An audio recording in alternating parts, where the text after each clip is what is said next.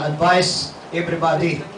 Kung mayroong mang nagdodoktor, kung sabihin natin buhay pa ang rekto, please lang po, huwag po natin gawin yan. Dahil po, tayo po ang madidisgrasya yan. Hindi naman yung nagdodoktor eh. No? Parang sinasabi natin yan, may lagayan pa po ba ngayon? Yan din. I will immediately tell you, don't go this kind of mga sinasabi nating mga kondisyones na pasasakayin kita at ganito. Wala na po siguro yan at huwag po nating gawin yan. Mayroon din ako naririnig, magandang tanong po yan eh. Na mayroon daw dyan na ganun, marami daw doon sa recto. Okay, so, sinasabi ko, huwag po natin gawin yun. Mukhang may tanong si Sir Bench, yung ating kilabot na mga awit. Opo. Yeah, good morning, Kapitan. Bench na kanila, Weir of Panay News. Excuse me. So, kasi marami itong kapitbahay na seaman, mga seaman loloko or seaman so, ang reklamo nila, why is it na itong marina raw? Ang daming, every time bababa sila, maraming training, etc. Tuubos ang pera na, imbis na makita ng pamilya nila. So, any feedback on this, Kapitan? Yes po, yung problema nila, kapares din ang problema natin, thousands of seafarers dito sa company natin because right now I am a training manager of one of the Japanese vessels. Totoo po yan, napakatindi. Ang nangyayari po sa atin, doon ng ating puntong hininga, na bakit tayo nakasentro sa marina. Actually, kasi sila yung ating dapat na puntahan at sila mag-ayos ng ating problema. Katulad ng training. Ang training po, iyan po ay requirements ng IMO, STCW.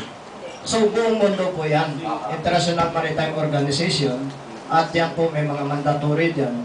At mayroon tayong mga tinatawag na in-house. So, yung mandatory na yan, katulad ng nabanggit natin kanina, ang ating mga tao, kapag hindi sila nakapag-training doon sa certain function 1, function 2, function 3, and function 4, hindi sila po makapag-issue ng tinatawag nating yung hindi nila masecure yung kanilang COP sa marina po ngayon.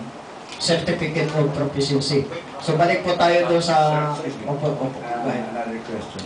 So, how can we orient this mga seaman natin, seaman loloko, seaman on this? Kasi they're on focusing on marina. Akala nila, this marina organization, this one, isa lang na nag-cover sa marina. So, hindi nila alam yung sinabi niya na meron pa kayong alternative plan B. That's it. Tapos may third question para next. Okay. Napakaganda po nung nabanggit ninyo. Bakit po nandito tayo ngayon sa Celebrity Hour ng ating magiting na kasamang si Danny Atienza? Ito isa pong way ko at ito po ay isang paraan at ako'y tinatanaw ko na utang na loob sa lahat na naririto at namumuno nitong Celebrity Hour na ito. Palakpakan natin ito bago pasagutin ang mga natin. Ako'y itong ating usapin, itong ating usapan, ito'y umiikot at papunta ito sa buong mundo.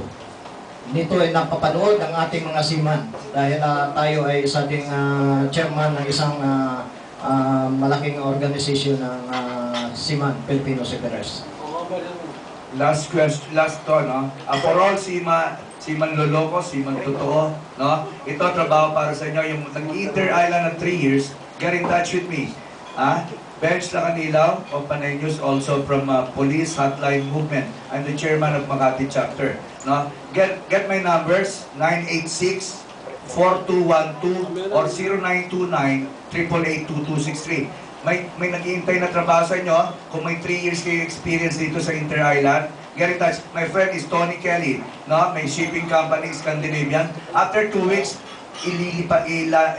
lalarga na kayo for 80,000 pesos ang sweldo nyo. Tapos, chap-chap, compared mo sa mga agency na tinataga kayo, ito unti-unti because Christian ang may-ari nitong company na to.